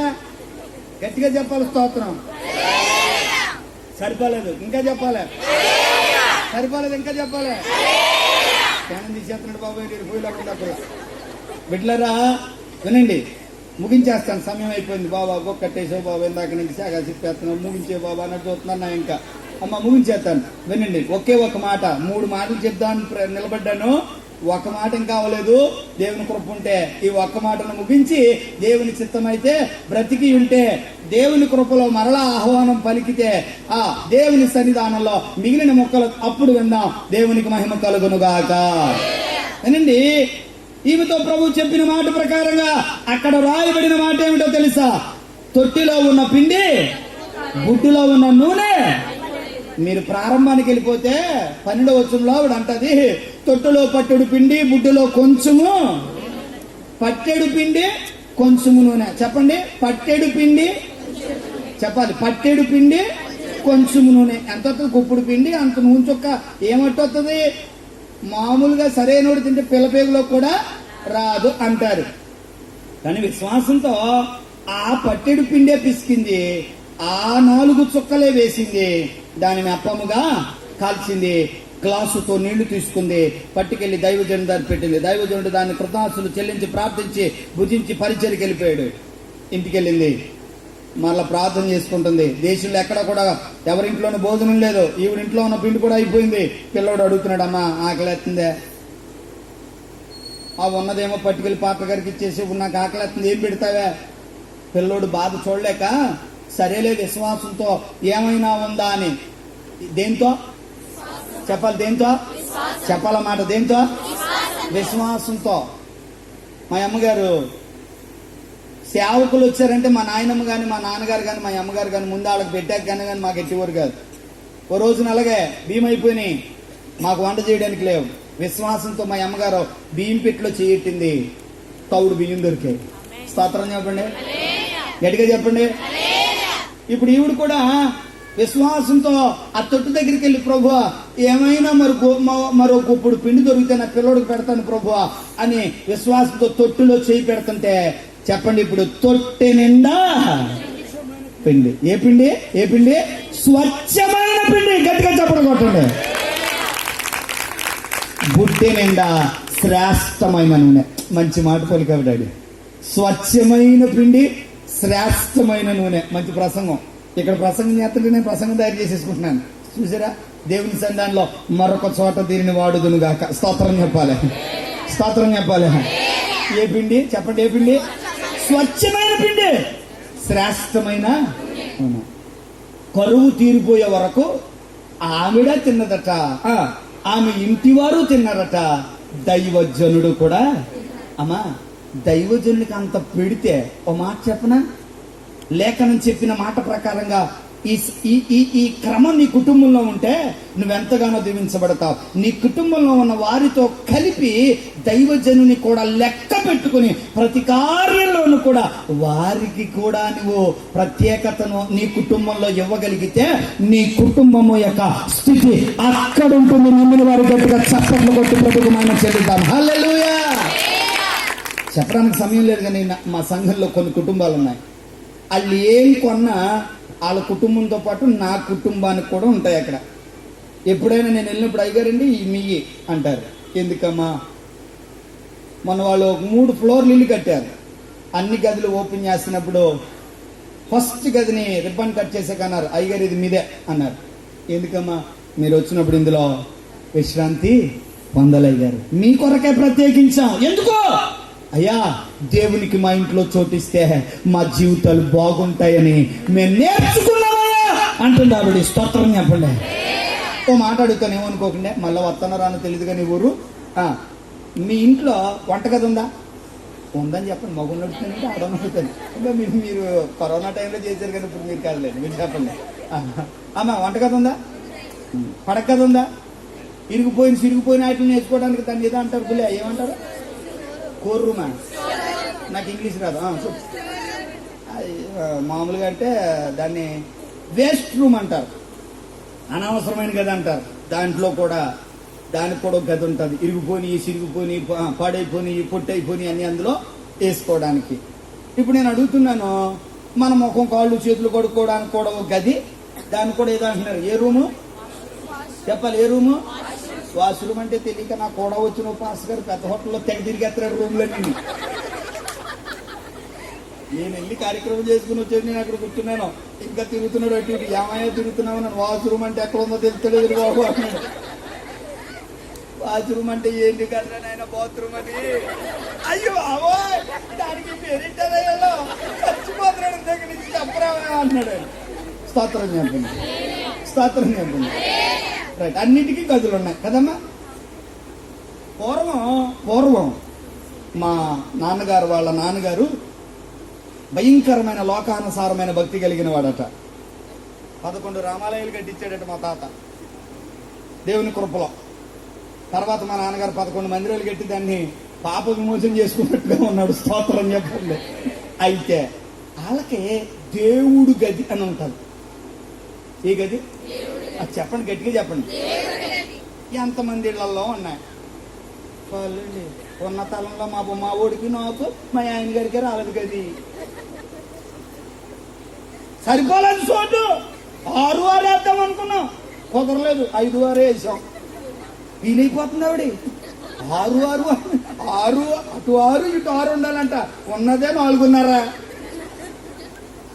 పడుకుంటే మంచం మీద కనబడదాయే. ఈవిడికి ఏం కావాలంట? 6 స్ప్రింగ్ మ్యాట్రిస్ కూర్చుంటే అంత ఎక్కాక. నేను అన్నాను, బిల్లే నొలక మంచం గ్యాపముందా అన్నాను. వాళ్ళే బాబా నువ్వు వచ్చావంటే మొత్తం నేను పూర్వకాల సంగతులు చెప్తావు, ఎందుకు ఇదిగో పాటగారు ప్రార్థన చేసి వెళ్ళిపో, నువ్వు ఈయన ఉన్నప్పుడు ఏం మాట్లాడకండి బిల్లే అంటుంది. నొలక మంచం మీద నల్లులు నూక్కుకుంటూ పడుకునే మనిషికి దేవుడు ఓ మంచి ఇల్లు ఇస్తే అందులోనంటే 6 కావాలంటే ఈవిడికి. నేను అన్నాను, దేవుడికి అదేదని అడిగాను. లేదు అందు. అయితే నేను ఓపెన్ చేయను అన్నాను. నువ్వు ఓపెన్ చేయకపోతే బోల్డ్ మంది ఉన్నారు అందు. ఉంటారు కదా పని మనలు, నన్ను మన్నించాలి. నేను బిడ్డలారా తర్వాత వాళ్ళ తోటకోళ్ళు ఇల్లు కట్టుకుంది. ప్లాన్ నన్ను ఏమంది వేసాను, చక్కగా కట్టారు. మొదట దేవుడు ఉండే గదినే ఓపెన్ చేసింది, అంటే ప్రార్థనా గదిని ఓపెన్ చేయించింది. స్తోత్రం చెప్పండి. వాళ్ళ ఇంట్లో మొత్తం 6 రూమ్స్ వస్తాయి. 6 రూమ్లో మొదటిది ప్రార్థనా గది. వెళ్ళగానే ఎంట్రన్స్ లో ఉంటది ఆ ప్రార్థనా గది. ఎవడైనా ముందు ఆ ప్రార్థనా గదిలోకి వెళ్ళి ప్రార్థన చేసుకుని అప్పుడు ఇంట్లోకి వెళ్ళొచ్చు. అప్పుడు ఒక ఆయన ఇంజనీర్ వచ్చి, వాళ్ళ చుట్టాలు ఆయన వచ్చి అడిగాడట, ఈ ఇంటి ప్లాన్ వేసింది ఎవరు అన్నాడు. పలానా పాస్ గారు వేసారు. శబాష్, నాకంటే చాలా లేటెస్ట్ గా వేసాడు అన్నాడంట ఆయన. స్తోత్రం చెప్పండి. నేను ఆ చదవలేదు, ఆ కొలతలు వాళ్ళు ఎక్కడో కూడా తెలియదు. నాకు బొమ్మ గీసి ఇచ్చేసానంటే అవక నేను ఏసునామంలో వాళ్ళు అలా కట్టేసుకున్నారు. ఇంజనీర్ అంటున్నాడు, ఇది చాలా ప్రత్యేకమైన ల్యాండ్. ఓ మాట అడుగుతున్నాను, నీ ఇంటిలో దేవునికి స్థానం లేదు. 2, నీ ఒంటిలో దేవునికి స్థానం లేదు. నీ నీ మైండ్లో దేవునికి స్థానం లేదు. దేవుని కార్యాలు ఎలా జరుగుతాయి ఈ రాత్రి? అమ్మా, నీ ఇంటిలో దేవునికి స్థానం ఇవ్వాలంటే సర్దుకుంటాం మనం. ఆ కుర్చీలు అలా తోసి, ఈ కుర్చీలు ఇలా తోసి, ఓ చిన్న సాప్ మొక్క వేసుకుని మోకరిత్తం లేకపోతే నిలబడి చేసేయండి అయ్యారు. ఏంటి అన్న ప్రార్థన చేసుకున్నాక మోకరిత్తానికి చోటు ఉండదా? పనికి మా కొంపలో నన్ను మన్నించాలి. కొంతమంది ఇళ్లలో మోకరించడానికి ఏముండదా? అన్ని వస్తువులే కనబడ్డదల్లా కొనేద్ది. ఆ ఇంటికి నేను పేరు పెట్టాను, ఇక్కడ ఉన్న అలాంటి వాళ్ళు ఎవరు ఉంటే నన్ను మన్నించాలమ్మా. డిమార్ట్ హౌస్. ఇక్కడ ఉందా అలాంటిది? ఏమో ఉందో లేదో నాకు తెలియదు. డిమార్ట్ హౌస్. నేను కూర్చుని అలా కూర్చుంటాను. అయ్యగారండి, ఈ కుర్చీ ఎక్కడదో తెలుసా? చెప్పు. డిమార్ట్. మీరు తాగే కప్పు ఎక్కడదో తెలుసా? అలా కొడుకు ఎట్టేసాని పేరు ఆడికి. 2 కూతుళ్ళ తర్వాత పుట్టాడు. అయ్యగారిని పంచి పేరు ఎట్టండి అయ్యగారు అంది. స్తోత్రం నాయన డిమార్ట్ అని పెట్టేసాను అడిగి. బళ్ళో కూడా అదే పేరు వేసేసాడు అడిగి. ఎవరే డిమార్ట్ అన్నారు. అలా అమ్మ నాన్న ఏడు చేస్తున్నారు. బాబాయ్ నువ్వు ఇంకా డిమార్ట్ లేదు కొనుక్కోమండి బాబా అన్నారు. ప్రతిదానికి ఇంకా అదే చెప్తున్నారు. గుళ్ళో కట్టుకొచ్చిన కవర్ కూడా చూపించన్నారు. అయ్యగారు చూడండి దీని అన్నారు. ఇంకా వాళ్ళ జీవితం అంతా కనపడదల్లా కొనేనే. దేవుని కొరకు ఏదైనా తెచ్చావా? దేవునికి నీ ఇంట్లో, నీ ఒంట్లో, నీ కార్యాల్లో, నీ మాటల్లో, నీ సెల్ ఫోన్లో దేవునికి చోటు ఉందా? నీ రింగ్ టోను, నీ కాలర్తోను వింటే నీ భక్తి ఏంటో చెప్పచ్చు. కొంతమంది స్టేటస్ చూస్తే, ఇదివరకు సమాజంలో చూసేవారు ఏంటి? స్టేటస్ అంటే పరపతి. ఇప్పుడు ఎక్కడ చూస్తున్నారో తెలుసా? సెల్ ఫోన్లో చూస్తున్నారు. ఇది ఇందులో ఉన్న స్టేటస్ ను బట్టి వాళ్ళ భక్తి ఏంటో చెప్పేయచ్చు. మందిరంలో మాత్రం ప్రార్థన వల్లనే పయనము అంటాడు. అక్కడికి వెళ్ళాకేమో ఏదో పాట అంటాడు. ఇప్పుడు ఆయన స్టేటస్ ను బట్టి ఆయన భక్తిపరుడు అని చెప్పాలా, భక్తిహీనుడు అని చెప్పాలా? ఏమో. కాదంటే మళ్ళీ కోనకత్తం అనేతాడేమో. గుర్తుపెట్టుకో, నా దేవుడు మొహమాటపు పరిచర్య చేసేవాడు కాదు. వస్తే రా, లేకపోతే మాని. అయితే ఒక మాట, నీ క్రియలు మాత్రం దేవుడు మర్చిపోయేవాడు. అయితే ఇక్కడ అంటున్నాడు, విధవరాలు చేసిన క్రియకు దేవుడు ప్రతిఫలం ఇచ్చాడా లేదా? ఆవిడ ఇచ్చిందంట. అమ్మా ఇచ్చిందంట. పట్టేడు పిండి కొంచెము నూనె, కలిగినదే ఇచ్చింది, లేనిది ఇవ్వలేదు. ఈ రాత్రి నేను అంటున్నాను, నీకు కలిగిన నీ హృదయం, నీకు కలిగిన నీ ఇల్లు, నీకు కలిగిన నీ సమస్తం ఆయనకు అర్పణగా అర్పించగలిగితే, ఒక మాట చెబుతున్నాను, ఇదిగో ఇది కేవలం నా ప్రభువు ఇచ్చింది అని నువ్వు నమ్మితే, నమ్మిన ప్రతి వాని జీవితంలోనూ సమృద్ధిని చూస్తారో. నమ్మిన వారి గట్టిగా చప్పట్లు కొట్టి ప్రభువుకు ఆయన చెల్లించారు. ఎవరి వలన కలిగింది చెప్పండి? ఎవరి వలన కలిగింది? పాట మాత్రం పాడతాం, కానీ విధవరాలు చెబుతా ఉంది, ఏలియా చెప్పిన మాట చొప్పున చేశానయ్యా, మా దైవజనుడు చెప్పాడయ్యా, మా అయ్యగారు చెప్పాడయ్యా, ఈ కార్యం జరిగిందయ్యా అంటుంది. గుర్తుపెట్టుకోండి దేవుని సంగమా, దేవుని బిడ్డలారా, నువ్వు చేసింది ఏదైనా సరే మనుషులు మర్చిపోతారేమో కానీ దేవుడు మర్చిపోవడానికి అన్యాయస్తుడు కాదు. మరొక్క విషయం చెప్పి నేను ప్రార్థన చేస్తాను. ఆయన రాజ్యాన్ని వెళ్ళేటువంటివి ఒక హోదా, హుందాతనం, గౌరవం అన్నీ ఉన్నవాడు. కానీ తన జీవితంలో ఎక్కడో ఉన్నటువంటి ఓ చిన్ని అవిధేయతను బట్టి అతడు బలహీనుడయ్యాడు. బలహీనత కాస్త ఏమైందో తెలుసా? మరణానికి దారితీస్తూ ఉంది. దేనికి చెప్పాలి? దేనికి? మరణానికి దారితీస్తూ ఉంది. ప్రవక్తను పంపించి అన్నాడు, ఆయన చచ్చిపోతాడని చెప్పు, వెళ్ళు. దైవజనుడా సామ్యాల్ వెళ్ళు, ఆయన రేపటికి చనిపోతాడని చెప్పు అన్నాడు. దైవజనుడు వెళ్ళాడు. అయ్యా వందనాలు, నమస్కారం అండి, రాజుగారికి శుభములు, రేపటికి ఈ సమయంలో మీరు చనిపోతారట సార్, ప్రభు నాతో చెప్పమన్నాడు, చెబుతున్నానని చెప్పి వెళ్ళిపోతున్నాడు. ఆయన వెళ్ళిపోతున్నప్పుడు ఆయన పని చేశాడు. ఆయనకు దేవుడు తెలుసు, ఆయనకు దైవ సన్నిధి తెలుసు, ఆయనకి దేవునితో సహవాసం ఉంది కాబట్టి ఆయన పని చేసేదట. తన ముఖమును గోడ తట్టు తిప్పుకొని, ఎవరి వైపు చెప్పాలి? ఎవరి వైపు అనగా శూన్యంలోనికి చూస్తున్నాడు. ఎవరి వైపు చూడటంలా. కష్టం వచ్చినప్పుడు, ఇరుకు వచ్చినప్పుడు, ఇబ్బంది వచ్చినప్పుడు ఎవరి వైపు చూస్తున్నావు? శూన్యంలోనికి నువ్వు చూడు. శూన్యంలో సమస్తాన్ని చేయగలిగిన దేవుడు నీకు ప్రత్యక్షమవుతాడు. స్తోత్రం చెప్పండి. ఆ రాజు శూన్యాన్ని వైపు తిరిగి ప్రార్థన చేస్తున్నప్పుడు మరలా ప్రవక్త వెళ్ళేవాడు వెనక్కి వచ్చి అన్నాడు, అయ్యా ఆయన నీ మొర విన్నాడంట, నీకు ఎక్స్ట్రా ఆయుష్యం అని చెప్పాడు. ఆమెన్ అన్నాడు. ఈ కథంతా జరగడానికి గల కారణం ఏమిటి అని ఆలోచన చేస్తే, బిడ్డలరా, ఆయన తన జీవితంలో రాజ్యానికి రాక మునిపే రాజ్యంలోనికి రావడం అతడు దేవుని మందిరం కొరకు ప్రయాసపడ్డాడట. స్తోత్రం చెప్పండి. ఈ మాట చదివించి నేను ప్రార్థన చేస్తాను. 2వ దినవృత్తాంతాల గ్రంథం 29వ అధ్యాయం 3వ వచనం. 2వ దినవృత్తాంతాల గ్రంథం 29వ అధ్యాయం 3వ వచనం. తన ఏలుబడి యందు మొదటి సంవత్సరమున మొదటి నెలను యెహోవా మందిరపు తలుపులు తెరచి వాటిని బాగు చేయించెను. స్తోత్రం చెప్పాలి దేవునికి. దేన్ని తెరిచాడు చెప్పాలి? దేన్ని తెరిచాడు? దేవుని మందిరాన్ని తెరిచాడు. ఆ మందిరపు తలుపులను, మందిరపు ఉపకరణములను ఆ రాజు ఏం చేశాడండి? బాగు చేయించాడు. చెప్పండి, ఏం చేయించాడండి? వేటినండి? మందిరపు ఉపకరణములు. చెప్పండి, మందిరపు అమ్మా, మందిరపు ఉపకరణాల పట్ల నీకు బాధ్యత ఉందా? మందిర ఉపకరణాల పట్ల నీకు బాధ్యత ఉంటే నీ కుటుంబంలో ఏ లోటు ఉండదు. ఈ రాత్రి చెబుతున్నాను. ఆధ్యాత్మికమైన మర్మం ఏంటో చెప్పనా? మందిరపు ఉపకరణాల పట్ల నీకు బాధ్యత ఉండాలి.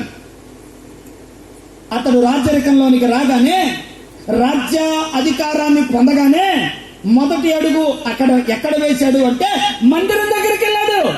మందిరాన్ని చూచాడు. మందిరం మూయబడ్డానికి కారణం ఎవరో తెలుసుకున్నాడు. ఆ పై అధ్యాయం మీరు చదివితే ఈ రాజుగారు వాళ్ళ నానే మందిరాన్ని మూసాడు. ఈ రాజుగారు వాళ్ళ నానే మందిరాన్ని పాడు చేశాడు. మందిరంలో ధూప దీప నైవేద్యములు జరగకుండా, రాకుండా, ప్రాణార్పణము పోయబడకుండా ఆపేశాడు. అది తెలుసుకున్న రాజు, నా తండ్రి చేసిన తప్పు నేను చేయను, నా తండ్రిలాగా నేను పాపపు స్థితిలో ఉండను అని అతడు వెళ్ళడం దేవుని మందిరం దగ్గరికి వెళ్ళాడు. దేవుని మందిర ఉపకరణాలను బాగు చేయించడం ప్రారంభించాడు. ఒక మాట చెప్తాను, గుర్తుపెట్టుకోండి. మందిర ఉపకరణాలలో నీ పాత్ర అది కొంచెమైనను సరే, అది ఎక్కువైనను సరే, నీ పాత్ర, నీ వంతు అక్కడ ఉంటే నీవు నీ బిడ్డలు తరతరముల వరకు దీవించబడతారు. నమ్మిన వారు స్తోత్రం చెప్పండి. గట్టిగా స్తోత్రం చెప్పండి. యెరూషలేము మందిరము కట్టేటప్పుడు ఒక్కొక్క కుటుంబము చొప్పున, ఒక్కొక్క వంశము చొప్పున, ఒక్కొక్క గోత్రము చొప్పున వారు బంగారమును, వెండిని, విలువైన వెలగల వాటన్నిటిని వారు దేవునికి అర్పించారు. ఎందుకో చెప్పనా? వారి యొక్క వంశములు చిరస్థాయిగా ఆ దైవ మందిరములో నిలవబడి ఉండాలని. స్తోత్రం చెప్పండి. అమ్మా, నీ కుటుంబము తరపున దేవుని కొరకు ఏ చిరస్మరణీయమైన కార్యాన్ని చేశావు, చేసి దాని మీద పేరు రాయించుకో. చేసుదులే. నా దేవుడు అంటున్నాడు, వారి క్రియలు నేనెన్నడూ మరువను. నువ్వు దేవుని కొరకు చేసుదులే. సొలొమోను రాజ్యంలోకి వచ్చిన తర్వాత బలులు అర్పించి ప్రార్థన చేసుకుని ఇంటికెళ్ళి పడుకున్నాడు. ప్రభువారు ప్రత్యక్షమై అంటున్నారు, ఇదిగో సొలొమోనా, ప్రభువా, ఏం కావాలి నీకు? అయ్యా, నాకు ఈ జనులను ఏలే శక్తి కావాలయ్యా అంటున్నాడు. ఈ జనులను ఏలే జ్ఞానం కావాలయ్యా అంటున్నాడు. బిడ్డలారా, ఆలోచన చేస్తున్నప్పుడు ఎంత గొప్ప సంగతో చెప్పమంటారా?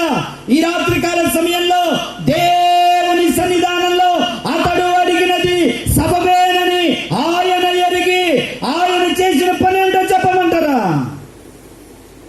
అతడు అడిగిన దానికంటే మరి ఎక్కువైనటువంటి జ్ఞానాన్ని దేవుడు అతనికి ఇచ్చాడు. నమ్మిన వారు స్తోత్రం చెప్పండి. నమ్మిన వారు స్తోత్రం చెప్పండి. బిడ్డలారా, ఈ రాత్రికాల సమయంలో నేలా చెప్పడానికి ఇష్టపడతాను. అతడు చేసిన కార్యం ఉంది కనుక అతనికి 15 సంవత్సరముల ఆయుష్ ఇవ్వడానికి అక్కడ జ్ఞాపకం చేసుకున్నాడు. ఎందుకో తెలుసా?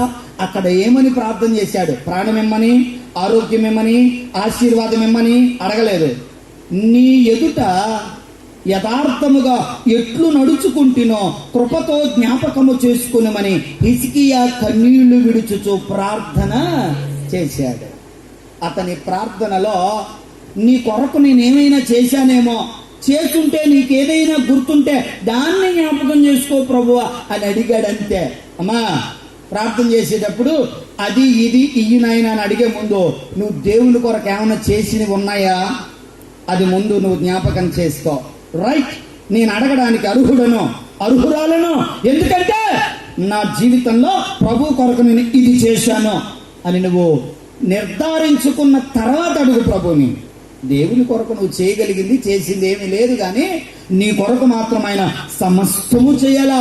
లేదా అది ముమ్మాటికి జరగదు. దేవుని కొరకు నువ్వు చేయగలిగితే ఆయన నీ కొరకు కూడా చేస్తారు. నమ్మిన వారు స్తోత్రం చెప్పండి. నమ్మిన వారు స్తోత్రం చెప్పండి. అందుకనే లేఖనం సెలవిస్తా ఉంది. ప్రవక్తను అతడు నడిమిషాలు దాటక మునిపే అతని ప్రార్థన విన్నాడట. వెనక్కి వెళ్ళాడు. 15 సంవత్సరములు పొందుకుంటావని చెప్పాడు. ఒక మాట నేను చెప్పనా? అతని ప్రార్థన కొన్ని గంటల ప్రార్థన కాదు, జస్ట్ సెకండ్స్ లో చేసిన ప్రార్థన. జ్ఞాపకం చేసుకో అని కన్నీరు కార్చాడు. అది చాలా త్వరగా ప్రభు సన్నిధికి చేరింది. చేరడమే కాదు, వెంటనే జవాబును ఇచ్చింది. నేను అంటాను, ఈ రాత్రి నువ్వు ఎన్నో సంవత్సరాల నుంచి ప్రార్థన చేస్తున్నావు, ఎన్నో జపతపాలు, పూజలు, నోములు, వ్రతాలు చేస్తున్నావు. వాటికి జవాబు వచ్చిందా? వాటికి సమాధానం వచ్చిందా? నాకు తెలియదు. కానీ ఈ రాత్రి నేను ప్రకటిస్తున్న పునరుద్ధానుడని యేసు క్రీస్తు సన్నిధిలోనికి వచ్చి ఆయన మందిర ఉపకరణాల మీద శ్రద్ధ పెట్టి ఒక్క నిమిషమును ప్రార్థించగలిగితే నా దేవుడు నీ జీవితంలో అవసరమైన ప్రతి అక్కరత యేసు నామములో తీర్చగలడు. నమ్మిన వారు స్తోత్రం చెప్పండి. గట్టిగా చప్పలు కొడుతూ ప్రభువుకు మహిమ చెల్లిద్దాం. బిడ్డలారా, తక్షణమే ఇవ్వగలడు. ఎలాగని చెప్పమంటారా? 40 దినాల యుద్ధం జరుగుతుంది, కానీ ఎవరికి నీ ఆయుధం పట్టే దమ్ము లేదు. వాడు వస్తున్నాడు, వెళ్తున్నాడు. వాళ్ళ అన్నయ్యోళ్ళు చూద్దామని వెళ్ళాడు పిల్లోడు. కానీ కోపం వచ్చి అక్కడ ఉన్నవాడితో అన్నాడు, ఈయన్ని చంపితే ఏమెత్తారు అన్నాడు. ఏమెత్తమేంటి? అర్ధరాజ్యం రాజుగారి యొక్క పిల్ల. అమ్మో, పారితోషికం చాలా ఎక్కువగానే ఉంది అని చెప్పి ఈ మాట రాజుగారితో చెప్పండి, ఆయన నేను చంపేస్తాను అన్నాడు. చూస్తేనేమో 4 అడుగులే ఉన్నాడు, ఆడేమో 6.5 మూరల జానడు ఉన్నాడు.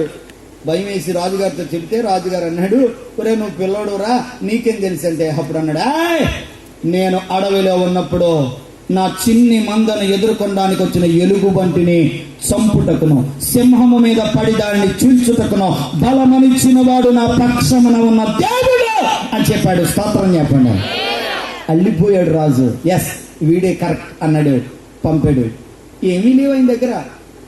ఆయన మొలలో ఒడిసెలు ఉంది, ఖాళీ సంచి ఉంది. వెళ్తా ఏట్లో ఇదేమైనా చెప్తారేమో చూద్దాం. పౌరాలు ఏట్లో ఆగండి, ఎన్ని రాళ్ళు బులే?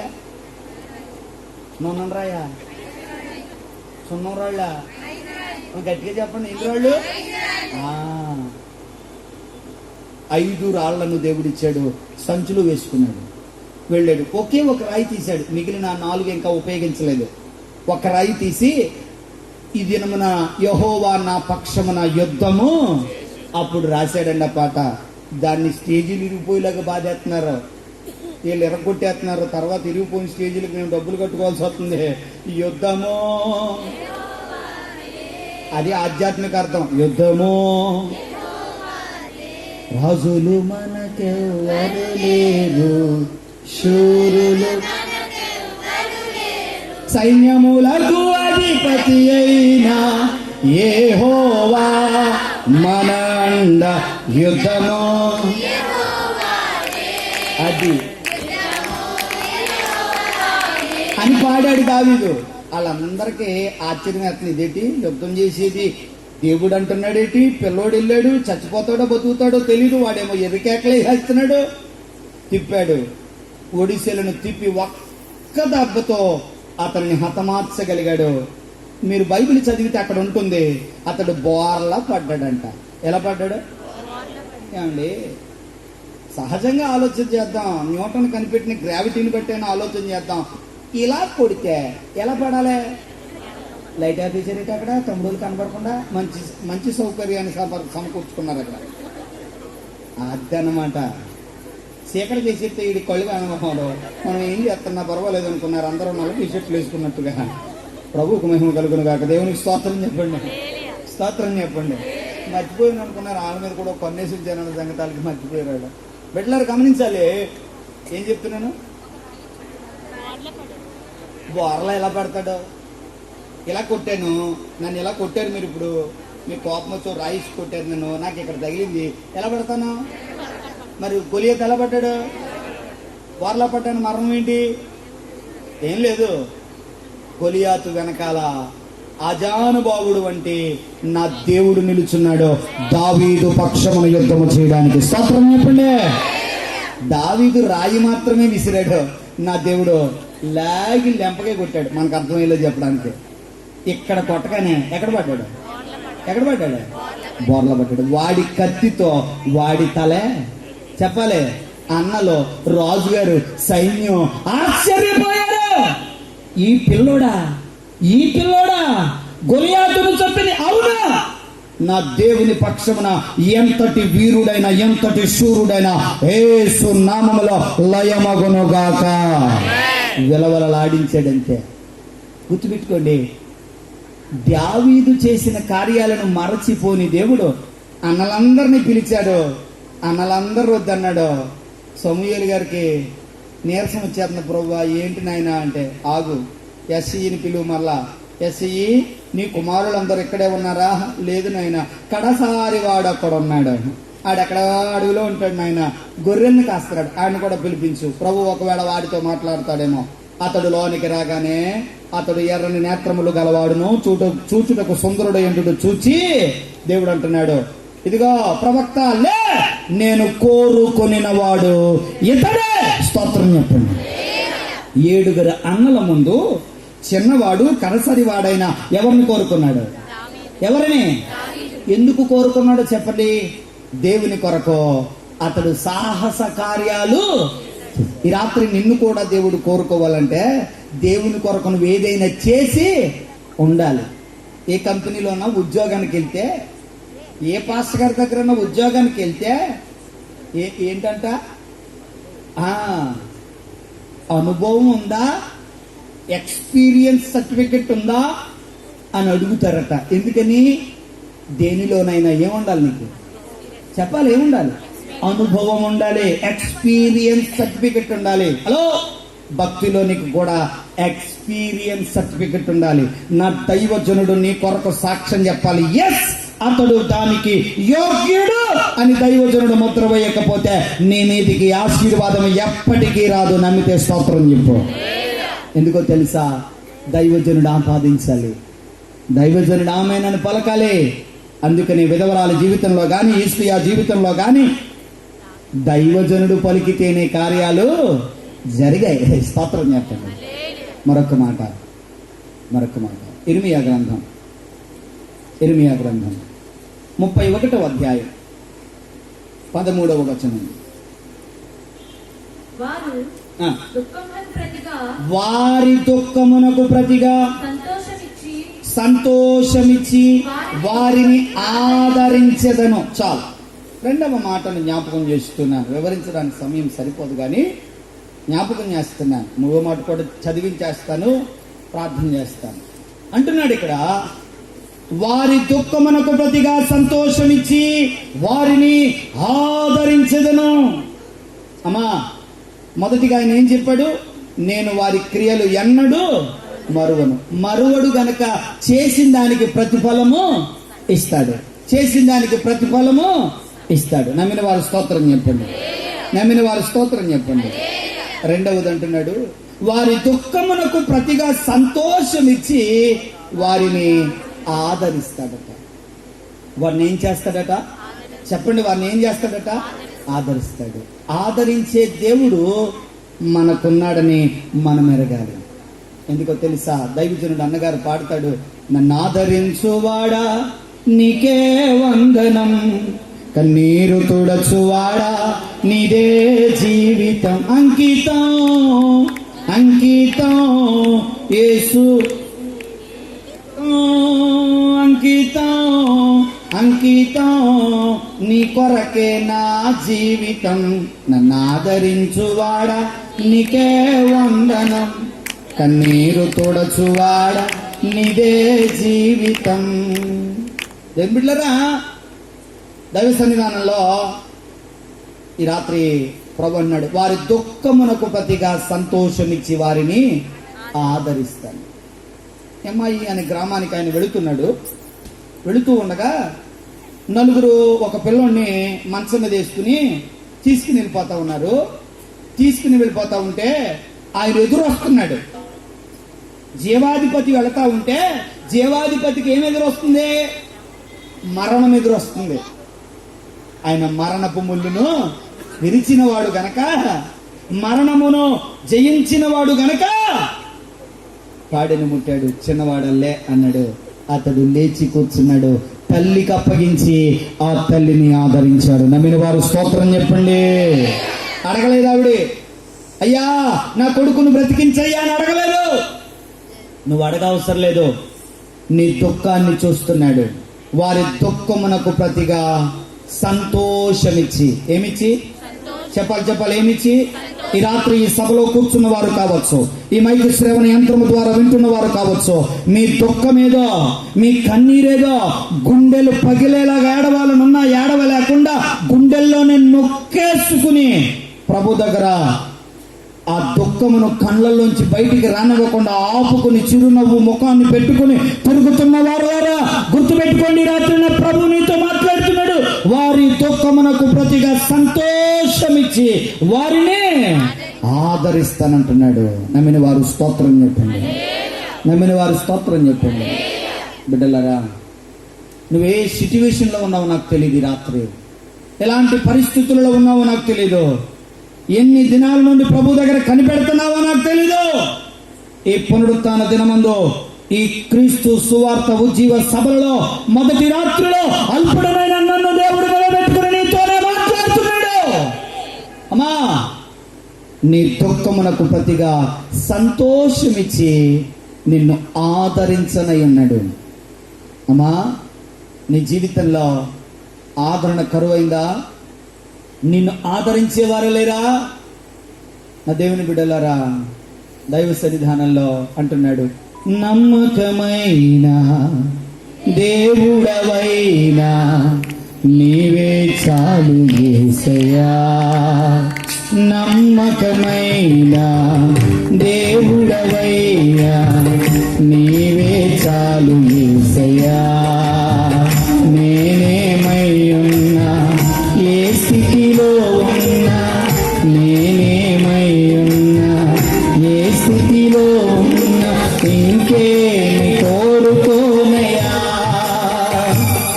అసలు ఇంకేమి కోరుకోనయా,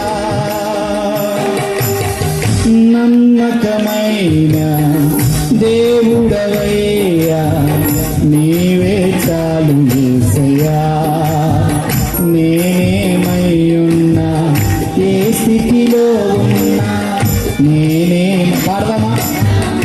ఏ స్థితిలో ఉన్నా ఇంకేమి కోరుకోనయా, అసలు ఇంకేమి కోరుకోనయా,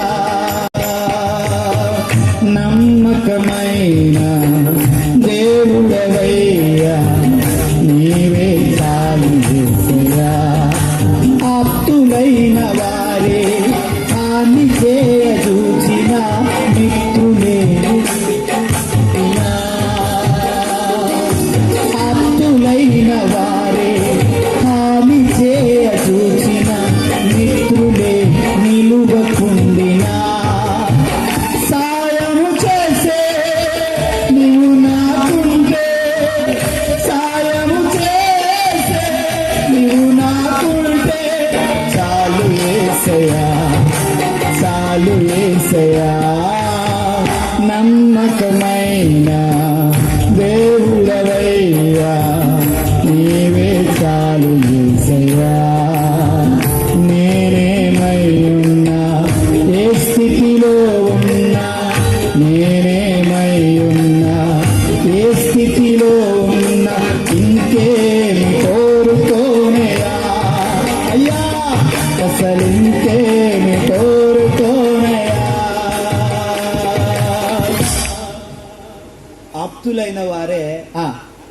హాని చేయ బిడ్డలారా వినండి, దుఃఖానికి ప్రతిగా సంతోషం ఇచ్చి వారిని, అన్నలను పరామర్శించి జున్నుగడ్డలు రొట్టు ముక్కలు ఇచ్చి వారి క్షేమ సమాచారాన్ని తండ్రికి ఇద్దామని వచ్చిన తమ్ముణ్ణి ఏం చేశారో తెలుసా?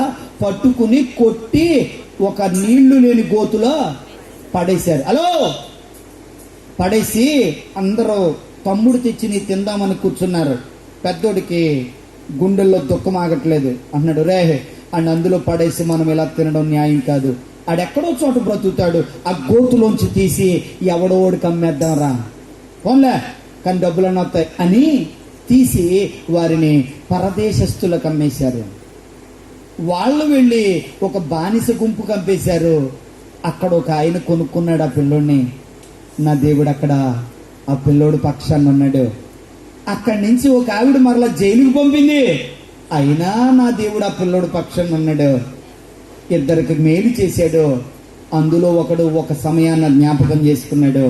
రాజు అతన్ని పిలిపించాడు. అంటున్నాడు, నీ వలే దేవుని ఆత్మగల మనుషుని మేము కనుగొనలేము అన్నారు. స్తోత్రం చెప్పండి.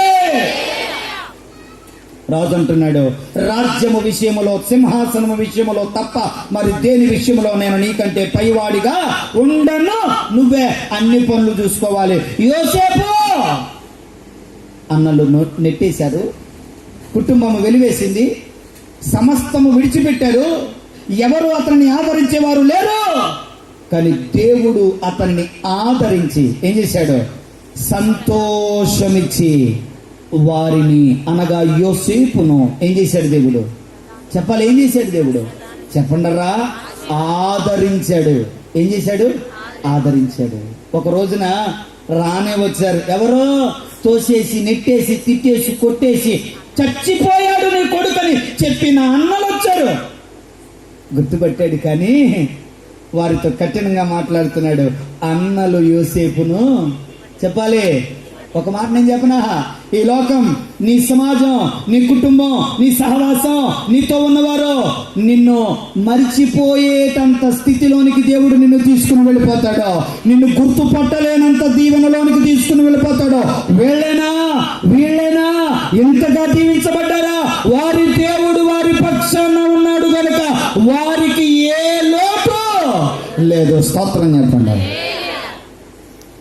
అన్నలు విడిచిపెట్టేయచ్చు, కన్నవారు విడిచిపెట్టచ్చు, కట్టుకున్న భార్య, కట్టుకున్న భర్త విడిచిపెట్టచ్చు.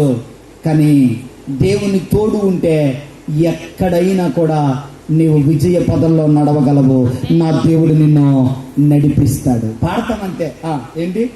నడిపిస్తాడు నా దేవుడు, శ్రమలోనైనా అడుగులు తడబడినా అలసట పైబడిన. పాడాలని కాదు కానీ అందులోని పరమార్థం చెప్పడానికి జ్ఞాపకం చేస్తున్నాను. అలిసిపోయినప్పుడు నీతో పాటు అంట చేయి పట్టి వెన్ను తట్టి చక్కని ఆలోచన. ఏ పాపం చేసిందో, ఏ కర్మ చేసిందో ఇవాళ అలా పడుంది. శిష్యులు అంటున్నారు, వచ్చో మాట అడిగారు, వీడు పాపం చేశాడా, వీడు తల్లిదండ్రులు పాపం చేశారా? వాడు పాపం చేయలేదు, వాళ్ళ తల్లిదండ్రులు. కొన్ని సందర్భాలలో, కొన్ని కుటుంబాలలో కలిగినటువంటి శ్రమలను బట్టి నువ్వు డిక్లేర్ చేయొద్దు వాళ్ళు ఏ పనికి మాలి పని చేస్తే ఈ దుస్థితిలోకి వచ్చారని. లేదు, నా దేవుని మహిమ అక్కడ ప్రత్యక్షపరచబడడానికి వారు ఆ శ్రమలోనికి వచ్చారు. నమ్మిన వారు గట్టిగా చప్పట్లు కొట్టి ప్రభువుకు స్తోత్రం చెబుదాం. హల్లెలూయా, హల్లెలూయా. గుర్తుపెట్టుకో, నీకు ఆ శ్రమనిచ్చినది దేవుడు, దానిలో విడుదల చేసేది కూడా దేవుడే. యోసేపును శ్రమల కొలిమిలోనికి తీసుకుని వెళ్ళింది దేవుడే, ఉన్నత స్థానంలో నిలవబెట్టింది కూడా దేవుడే. గుర్తుపెట్టుకో, ఈ రాత్రి నేను ప్రకటిస్తున్న పునరుత్థానుడైన యేసు క్రీస్తు వారి దుఃఖమునకు ప్రతిగా ఏమిస్తాడో తెలుసా? సంతోషమిచ్చి వారిని ఆదరిస్తాడు. గట్టిగా చప్పలు కొట్టి ప్రభుని మహిమపరుద్దాం. గట్టిగా చప్పలు కొట్టి వారిని మహిమపరుద్దాం. దేవుని సంగమా, దేవుని బిడ్డలారా, రాత్రికాల సమయంలో ఒక్క మాట చదువుతారా? యోబు గ్రంథం 21వ అధ్యాయం 16వ వచనం. యోబు గ్రంథం 21వ అధ్యాయం 16వ వచనం. వారి క్షేమము వారి చేతిలో లేదు, భక్తిహీనుల యోచన నాకు నాకు దూరంగా నుండినగా వారి క్షేమము వారి చేతిలో లేదు. వినాలి మాట, వినాలి మాట, మరలా చెప్తున్నాను ఈ మాట. వారి క్షేమము వారి చేతిలో లేదు. నేను అన్ని ప్రిప్లాన్డ్ గా చేసుకున్నానే, శానిటైజర్ రాసుకున్నానే, మూతికి మాస్క్ పెట్టుకున్నానే, నా చుట్టూ బ్లీచింగ్ చల్లుకున్నానే, వెంటిలేషన్ లో ఉన్నానే, ఆక్సిజన్ పెట్టుకున్నానే. ఎందుకు చచ్చిపోయాను? ఏమో వారి క్షేమము వారి చేతిలో. ఈ మాట నన్ను చెప్పనివ్వండి. కరోనా టైంలో మా ఆత్మీయ నాయకులు ధనరాజు గారితో పాటు కొన్ని వేల మంది సేవకులకు సహాయం చేయడానికి వారితో పాటుగా ప్రయాణం చేశాం. కోవిడ్ ఏమంటారో ఆ యొక్క వార్డుల్లో, వరండాల్లో తిరిగేసాం, క్వారంటైన్ లో కూడా తిరిగేసాం. మాకే కరోనా రాలేదు. కొన్ని వేల మంది సేవకులకు చెయ్యి అందించాం. ఈరోజు మా చేతిని దేవుడు అలా అందుకున్నాడు. స్తోత్రం చెప్పండి. హల్లెలూయా, హల్లెలూయా. గుర్తుపెట్టుకో, వారి క్షేమము వారి చేతిలో. నువ్వు అనుకుంటున్నావు నేను క్షేమంగా ఉండాలని, ఆయన అనుకోవాలి నువ్వు క్షేమంగా ఉండాలని. ఈ రాత్రి మరలా చెప్తున్నాను, నువ్వు క్షేమంగా ఉండడం కాదు, నువ్వు క్షేమంగా ఉండాలని ఎవరు అనుకోవాలి? అందుకన్నాడు వారి క్షేమము వారి చేతిలో, వారి సంతోషం వారి చేతిలో లేదు. అయితే ఒక మాట ఈ రాత్రికాల సమయంలో నా ప్రభువు నీతో నాతో సూటిగా స్పష్టంగా మాట్లాడుతున్న మాటను బట్టి, వారి క్రియలు నేను ఎన్నడూ మరువను, వాటికి తగిన ప్రతిఫలము ఇస్తా. అది చిన్నదైనా సరే పెద్దదైనా సరే. కాబట్టి నీ ఇంట్లోనూ నీ ఒంట్లోనూ నీ మదిలోనూ కూడా దేవునికి ఏముండాలి చెప్పాలి? ఏముండాలి? చోటు ఉండాలి, స్థలం ఉండాలి, స్థానం ఉండాలి. రెండవదిగా నీ దుఃఖం, నీ బాధ, నీ వేదన, నీ కష్టం నా దేవునికి తెలియనిదేమీ కాదు. ఆయన సంతోషమిచ్చి నిన్ను ఆదరిస్తాడు. ఏమిచ్చి ఆదరిస్తాడు? రైట్, ముగింపుకు వస్తున్నాను. యోహాను సువార్త 16వ అధ్యాయం 22వ వచనం. యోహాను సువార్త